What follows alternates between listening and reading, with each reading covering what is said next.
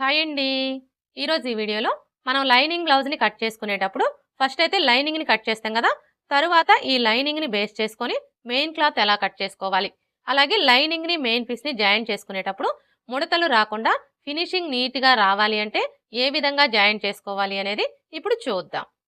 First అయితే లైనింగ్ని పక్కన పెట్టేసుకొని మెయిన్ క్లాత్ని ఇలా ఫోల్డ్ చేసుకోవాలి. అంటే ఫోల్డింగ్ వచ్చేసి మన వైపు ఉండాలి, ఓపెన్స్ వచ్చేసి మనకు ఆపోజిట్లో ఉండాలి. ఇలా ఫోల్డ్ చేసుకున్న తర్వాత ఇప్పుడు హ్యాండ్స్ని తీసుకొని ఈ విధంగా పెట్టేసుకోవాలి.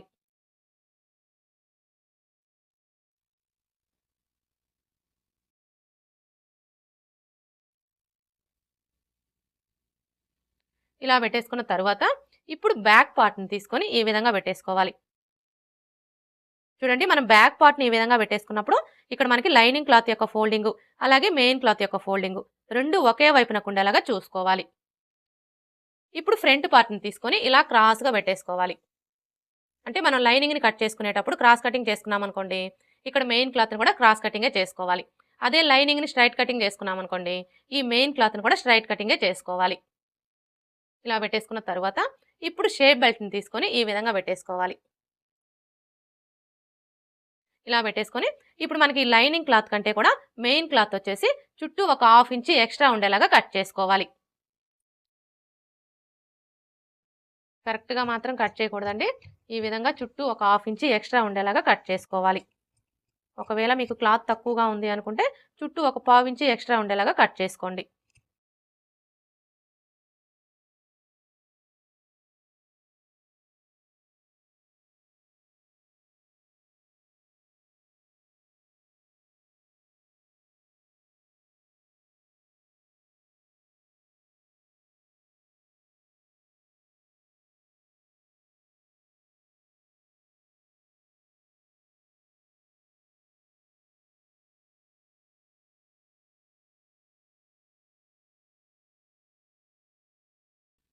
చూసారు కదా, ఇప్పుడు మనకి ఇది వచ్చేసి బ్యాక్ పార్ట్, ఇది వచ్చేసి ఫ్రంట్ పార్ట్, ఇవి వచ్చేసి హ్యాండ్స్, ఇవి వచ్చేసి షేప్ బెల్ట్.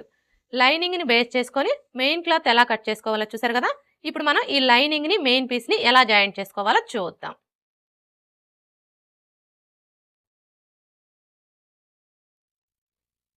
చూడండి, ఈ లైనింగ్ని మెయిన్ పీస్ని జాయింట్ చేసుకునేటప్పుడు మీరు మిషన్ మీద అయినా జాయింట్ చేసుకోవచ్చు, లేదంటే గమ్తో అయినా జాయింట్ చేసుకోవచ్చు.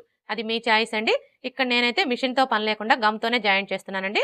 మనం గమ్తో జాయింట్ చేసుకునేటప్పుడు ఫస్ట్ అయితే మెయిన్ క్లాత్ని తీసుకొని right side wrong side check చేసుకొని రాంగ్ సైడ్ వచ్చేసి పై వైపునకు ఉండేలాగా ఈ విధంగా పెట్టేసుకోవాలి. అర్థమైంది కదా, ఇది వచ్చేసి రాంగ్ సైడ్ అనమాట. ఇలా పెట్టేసుకున్న తర్వాత ఇప్పుడు లైనింగ్ని తీసుకొని ఈ విధంగా పెట్టేసుకోవాలి.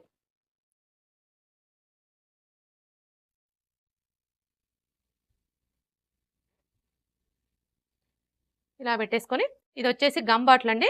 మనకి బాటిల్ కాస్ట్ వచ్చేసి 17 రూపీస్ అయితే పడుతుంది. మీరు ఒక్క బాటిల్ తీసుకున్నారు అంటే చాలా బ్లౌజెస్కి అయితే వస్తుందండి. ఇప్పుడైతే మనం ఈ గమ్తో ఎలా జాయింట్ చేసుకోవాలో చూద్దాం. ముందుగా లైనింగ్ని ఇలా ఫోల్డ్ చేసుకోవాలి. ఇలా ఫోల్డ్ చేసుకొని ఈ విధంగా చిన్న చిన్న డాట్స్ పెట్టుకోవాలి. చూడండి, మీరు డాట్స్ పెట్టుకునేటప్పుడు మరీ దగ్గరగా పెట్టనవసరం లేదండి. అలా అని దూరంగా కూడా పెట్టకూడదు. డాట్కి మధ్యలో 1/2 ఇంచ్ గ్యాప్ ఉంటే సరిపోతుంది.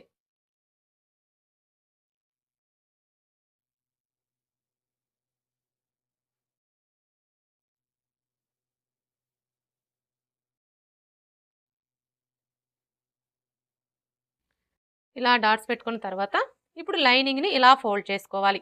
ఇలా ఫోల్డ్ చేసుకొని మీ చేత్తో ఒకసారి ప్రెస్ చేయండి. అంటే మనం ఎక్కడైతే డాట్స్ పెట్టుకున్నామో ఈ డాట్స్ మీద ఇలా ఒకసారి ప్రెస్ చేయాలి. ఇప్పుడు మరలా ఇటువైపును కూడా ఇదే విధంగా డాట్స్ పెట్టుకోవాలి.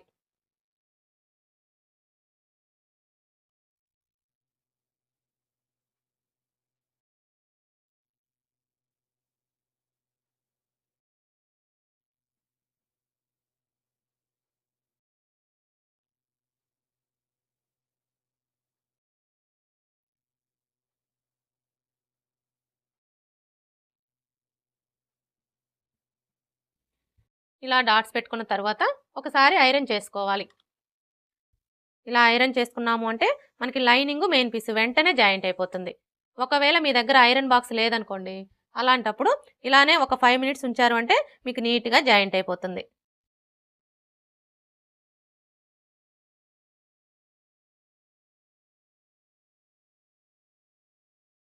ఇలా జాయింట్ చేసుకున్న తర్వాత ఇప్పుడు ఈ చుట్టూ ఉన్న ఎక్స్ట్రా క్లాత్ మొత్తం కట్ చేసుకోవాలి.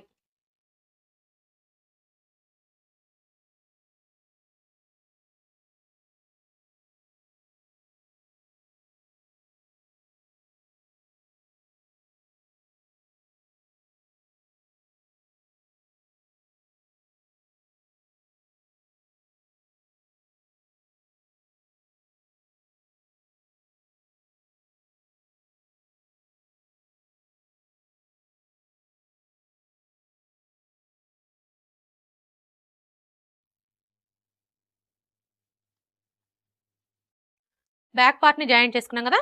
ఇప్పుడు ఫ్రంట్ పార్ట్ ఎలా జాయింట్ చేసుకోవాలో చూద్దాం. చూడండి, ఫ్రంట్ పార్ట్‌ని జాయింట్ చేసుకునేటప్పుడు కూడా ఫస్ట్ అయితే మనం మెయిన్ క్లాత్‌ని తీసుకొని right side, wrong side check చేసుకొని రాంగ్ సైడ్ వచ్చేసి పై వైపునకు ఉండేలాగా ఈ విధంగా పెట్టేసుకోవాలి. ఇలా పెట్టేసుకొని ఇప్పుడు లైనింగ్‌ని తీసుకొని ఈ విధంగా పెట్టేసుకోవాలి.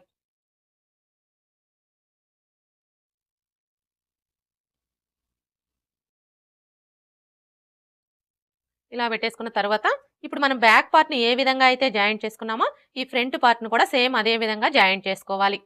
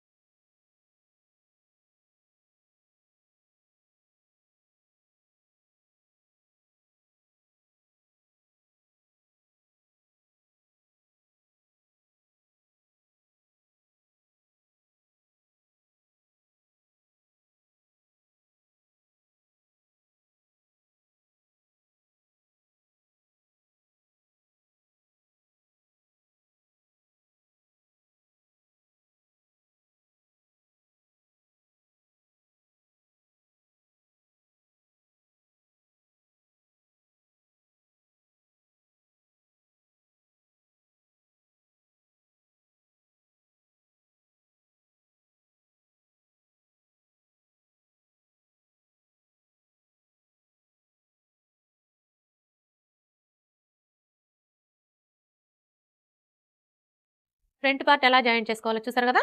ఇప్పుడు హ్యాండ్స్‌ని జాయింట్ చేసుకోవాలి.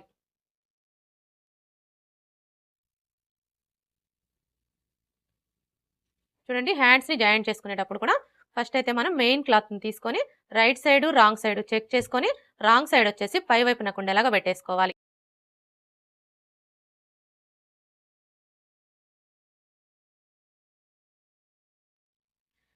ఇలా పెట్టేసుకున్న తర్వాత ఇప్పుడు హ్యాండ్స్‌ని తీసుకొని ఈ విధంగా పెట్టేసుకోవాలి.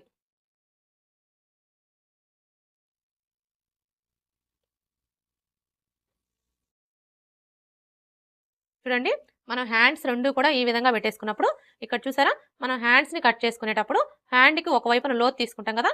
ఈ లోతు తీసుకున్న వైపు 2 కూడా మనకి ఇలా ఎదురెదురుగా వచ్చేలాగా చూసుకొని జాయింట్ చేసుకోవాలి. ఇప్పుడు మనం బ్యాక్ పార్ట్‌ని, ఫ్రంట్ పార్ట్‌ని ఏ విధంగా అయితే జాయింట్ చేసుకున్నామో ఈ హ్యాండ్స్‌ని కూడా అదే విధంగా జాయింట్ చేసుకోవాలి.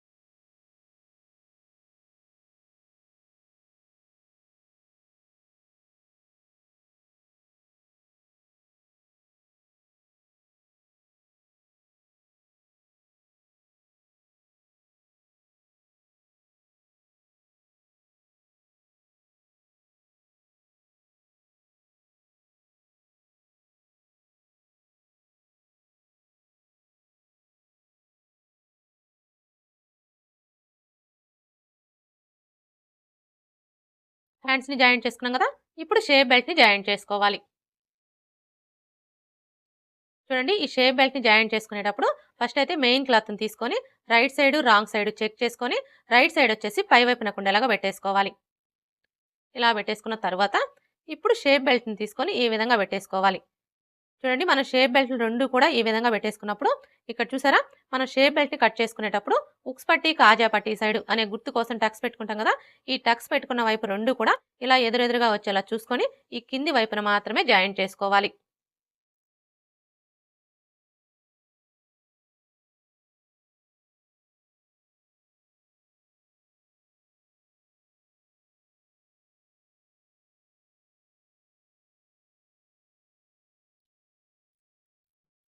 షేప్ బెల్ట్ని కూడా జాయింట్ చేసుకున్నాం కదా. ఇప్పుడు మనకి ఇది వచ్చేసి బ్యాక్ పార్ట్, ఇది వచ్చేసి ఫ్రంట్ పార్ట్, ఇవి వచ్చేసి హ్యాండ్స్, ఇవి వచ్చేసి షేప్ బెల్ట్.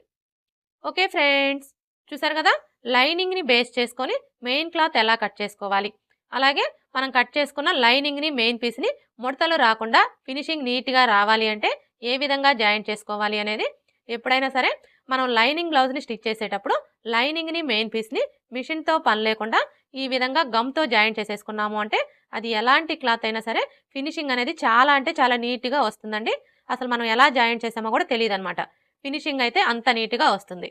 అలాగే మనం ఇలా జాయింట్ చేసుకోవడం వల్ల బ్లౌజ్ని తక్కువ టైంలో కూడా స్టిచ్ చేసుకోవచ్చు.